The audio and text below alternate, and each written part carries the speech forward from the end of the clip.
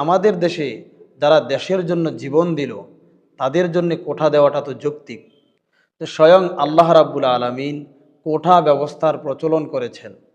প্রখ্যাত সাহাবী মিকদাম ইবনে মাদি করিব রাদিয়াল্লাহু তাআলা আনহু বলেন, আন রাসূলিল্লাহি সাল্লাল্লাহু আলাইহি ওয়াসাল্লাম, আল্লাহর রাসূল সাল্লাল্লাহু আলাইহি সাল্লাম বলেছেন, লিশ-শাহীদি ইনদাল্লাহি সিত্তু খিসাল, মহান আল্লাহ রাব্বুল আলামিনের নিকট শহীদের 6টি মর্যাদা রয়েছে। 1 নম্বর মর্যাদা, ওয়াইয়ুগফিরু লাহু ফি আউয়ালি দাফআতিম মিন দামিহি, প্রথম নম্বর মর্যাদা হলো শহীদের দেহ থেকে তার রক্তের প্রথম ফোঁটাটা বের হওয়ার সাথে সাথেই রব্বুল আলামিন শহীদ ব্যক্তির সমস্ত জীবনের গুনাহগুলোকে মাফ করে দেন।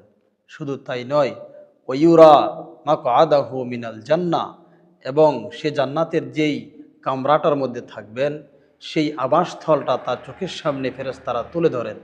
2 নাম্বার, ওয়ুজারু মিন আযাবিল কবর, শহীদ ব্যক্তিকে রব্বুল আলামিন কবরের আযাব থেকে পরিত্রাণ দিয়ে দিবেন।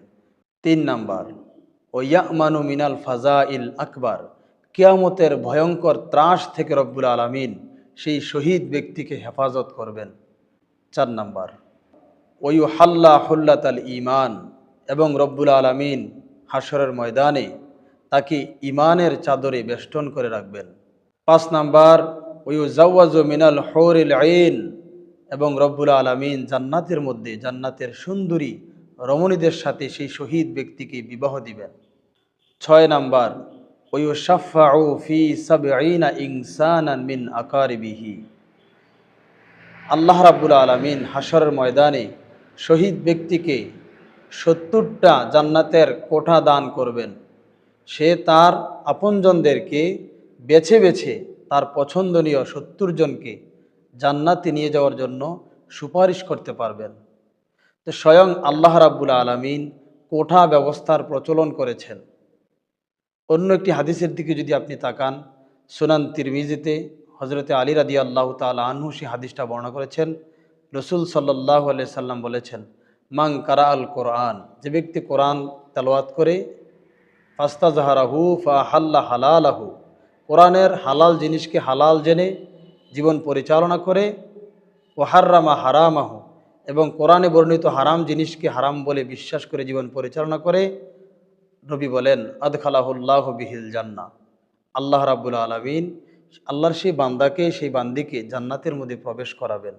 শুধু তাই নয়, ওয়াশফাআহু ফি আশরাতিম মিন আহলি বাইতিহি কুল্লিহিম কদ ওয়াজাবাত লাহুন নার, এবং তাকে জান্নাতের 10টি কোঠা দান করা হবে।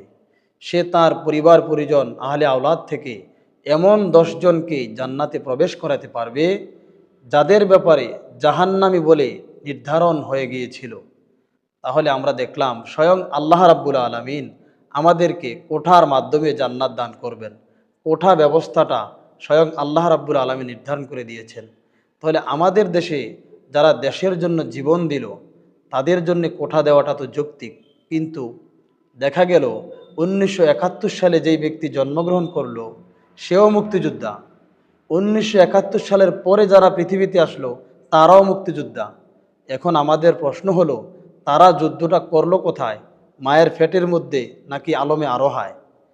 ওটাকে যদি মুক্তিযোদ্ধা ধরা হয় তাহলে তো কোনো সমস্যা নাই। আপনি কোঠা নির্ধারণ করে দেন, যারা দেশের জন্যে কমান্ডারের দায়িত্ব পালন করেছেন তাদেরকে একটা নির্ধারিত কোঠা দেন যে কতদিন চলবে। যারা সৈনিক ছিল, সিপাহী ছিল, তাদেরকে নির্ধারিত একটা কোঠা দেন। আপনারা যেই সিস্টেম চালু করলেন এটা কি কিয়ামত পর্যন্ত বলবৎ থাকবে? এই দেশ থাকবে যতদিন, কোঠা থাকবে ততদিন? না, এটা তো হয় না।